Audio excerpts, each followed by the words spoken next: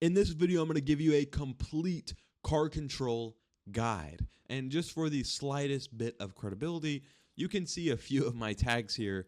Not that being a high rank automatically makes you right, but I do think if someone's trying to give you a tutorial, they should at least have a little bit of credibility that they know how to do it themselves. So without further ado, let's get straight into it. So I'm going to break this into 3 different training groups. The first part is ground control, so your flicks or whatever. The second part is ball control, so actually being able to put the ball in certain spots for any mechanic. So if we want to double reset, we have to hit the ball a certain way. I don't even know if that goes into ball control, but there is control with actually touches and hitting the ball a certain way. And the third one is just our mechanics in the air, so aerial car control. So from our directional air roll to how we can get to the ball to even flip resets, like with directional air roll is a horrible setup, but how we can actually get to the ball, how we can move our car a certain way. So those are the 3 different training groups I'm going to go into. And this video might be pretty long, so I should have timestamps in the comment section or in the description of this video. So be sure to click those. If you're already pretty good at your ground car control, maybe you could just skip ahead to one of the others. So without further ado, let's just start with the ground car control. I'll just start at a beginning level, because if you're watching this video, you're probably not a pro. So if we're dribbling and we're trying to catch the ball, there's always going to be this white circle, unless you turn it off, but I don't know why anyone would do that. So there's always going to be this white circle. So if you can't see the ball and the circle, just go in the middle of the circle and you'll always catch this ball. And we can use this even for dribbling. So as long as you're in this circle, the ball can't hit the ground. As long as even the slightest bit you're in this circle, the ball cannot hit the ground. So if you have trouble dribbling or keeping the ball up, all you have to do is look at the circle. And for people to say that it's cheating for me to teleport the ball on top of my car, it makes no difference whether I teleport it or do this. That's 105 kph. If you don't believe me, I'll let you watch the replay so you can see right there. So it doesn't matter if you teleport the ball in your car or if you drive into it. It's the exact same thing. So I just teleport it so I don't have to boost all the way up to this ball and do the same thing. But anyways, if you're in the circle at all, then the ball can't hit the ground. So that's pretty much how to dribble at a basic level.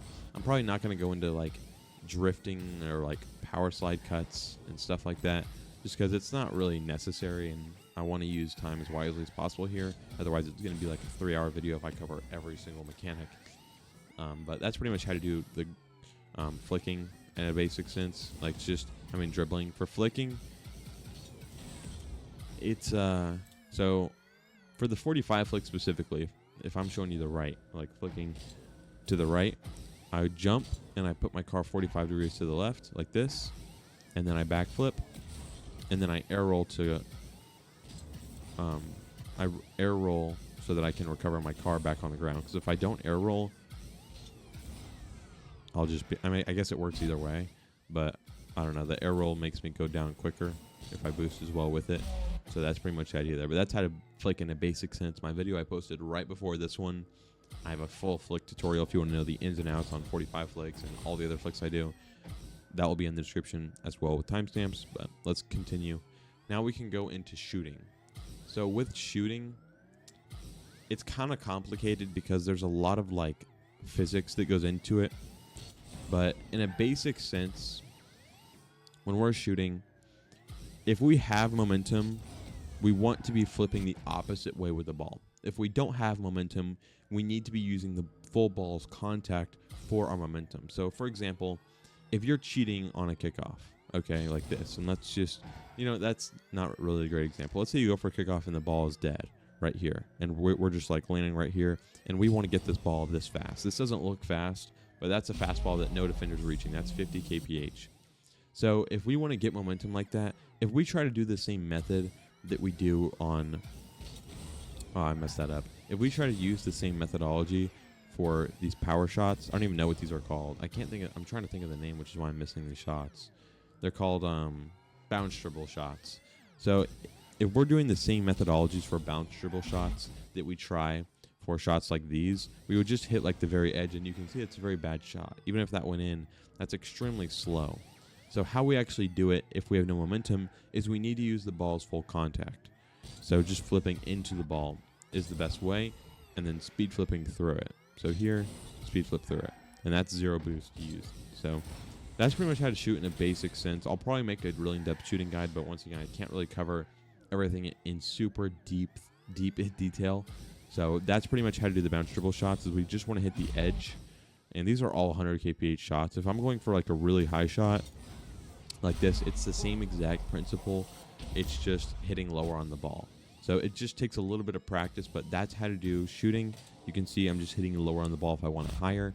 If I want it a bit harder and more centered, you'll see that I hit it more so in the middle like that. And that's neither of these are bad shots. It may look like the higher shots are better, but they really have the same efficiency in my opinion. So yeah, that's pretty much the ground section. It's probably the easiest section, which is why I'm not going into a lot of detail, which it seems like I'm just brushing over everything. I go pretty in depth here on the aerial side because I think that's much more important than ground, because I mean, anyone can just practice for an hour and get the flick down. It's pretty easy. So let's just get into how to, aerial. So there's a lot of different inputs we can do. So if we're using directional air roll right, this is with no movement on my joystick, just me holding the air roll, right? If I have an up movement, it does this. If I have a down movement, it does this. Right movement, left movement, and there's like 16 in total. That's 4, but you can go like in the middle of each of those, and then I'm pretty sure there's 16 or something like that. So there's a lot of different movements, but we can use different movements for different mechanics.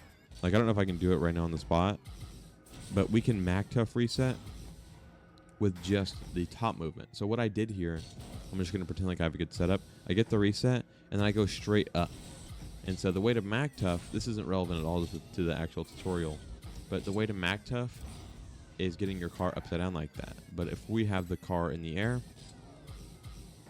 and we're here, it literally gives you a free Mac Tough reset. So that's just a quick hack. If you're not really that mechanical, you can still probably Mac Tough reset.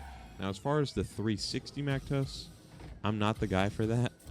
I can't do it. So, but that's how to do like the easy Mac Tough, where you're here and then you do a straight up input and then you do a just a backflip cancel like that. And so yeah, that's pretty much how you do that. Now, as far as the other things, when we're going up for the ball and we're holding directional air roll, a lot of people, especially when going for flip resets, what they'll do, lower ranks mainly, is they'll just hold this air roll button until they're there, which does not work. That's not going to work because you have to have the perfect time. Like, you have to wait until your air roll's finished and then get under the ball. It's just a horrible idea. But if we just go like this, air roll just till we're upside down, and then go under the ball, we're going to get the reset every time. So that's just a quick little minor thing. But for actual aerial car control, how do we actually improve our mechanics? I'd recommend getting a workshop map. There's workshop. Oh, I'm on my Steam account. But you can basically go on a workshop map and just go around it. So like this. And then practice your aerial car control. And if you're on console, I'll show you how to do it, because I'm basically on console right now because I don't have the workshop maps accessible to me. But what you can do is go on the pillars map. We go all the way over here.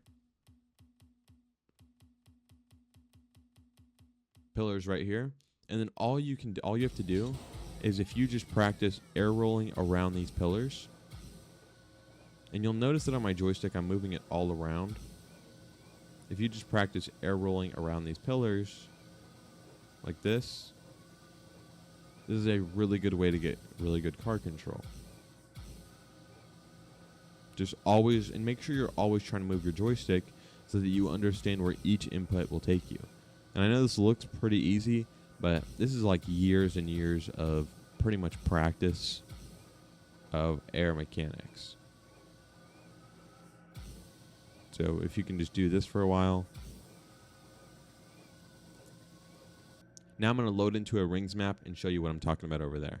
All right, so loading into the rings map here. All we have to do, since I'm on Steam, it's a bit easier because you can just go to the workshop maps and do whatever. But if we go to this giant rings map here, probably one of the best rings maps in my personal opinion, but it is a pretty opinionated statement if I'm being honest. Everyone has their own personal preferences, but if we're going in here,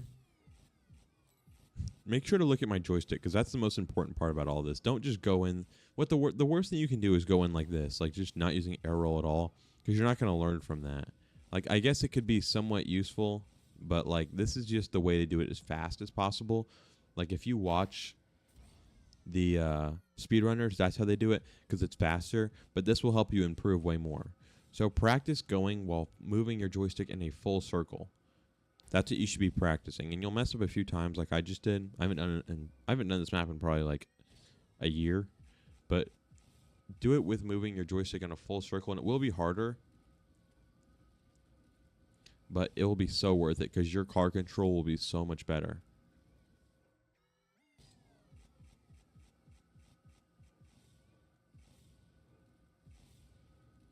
See, I just messed up again, so I'm trying to recorrect. I can't even see where I'm going.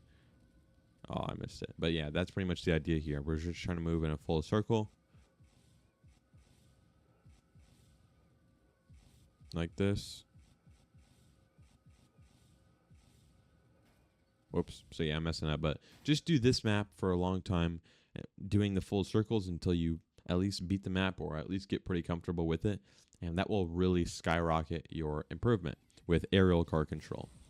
Now, if we're actually going into ball car control, something we want to be doing with the ball is understanding where different parts of the ball will have different movements. So just for flicking, for example, because that's what I'm best at really, when we're flicking, if we hit the ball up, so if I hit the ball up like this, it's not going to go the same way as if I flick it like around, pretty much. So we can take that into the air or really anything. If we're trying to get first touches that are really good, right? So touches that you can follow like a flip reset, air dribble kind of thing. The only way to do this is to understand how to get soft first touches. So here, soft first touch. You could follow this. You could turn this into an air dribble. You could make it a double tap. It doesn't really matter. But the key here is understanding how to touch the ball softly or hardly. I don't even know if that's a word. Or just trying to get the ball to do whatever you want the ball to do. So my advice for that is to go into the wall to air dribble map. And so right now we're going to try to get first touches that are as soft as possible. So here we're catching it like an egg. We're not even trying to score. We're just trying to hit this literally as soft as possible. And when you do that, it pretty much gives you a free air dribble. So here, soft as possible. We weren't really facing the right direction when we had that first touch, but soft as possible. And this will give you really good setups just in that soft initial touch. And you can apply this to pretty much any mechanic. So that's how people get really good first touches, is by hitting it super softly. Or if they're trying to hit it more hard, I don't even know if I'm saying these words correctly, that's what they can do as well. So just practice getting really soft first touches that you can follow, and eventually it will turn into this, a pretty decent air dribble. And then once you can do that, you could try learning flip resets, and then you could try, learning Mac Toughs, which you sure already learned because I pretty much gave you a tutorial on that earlier.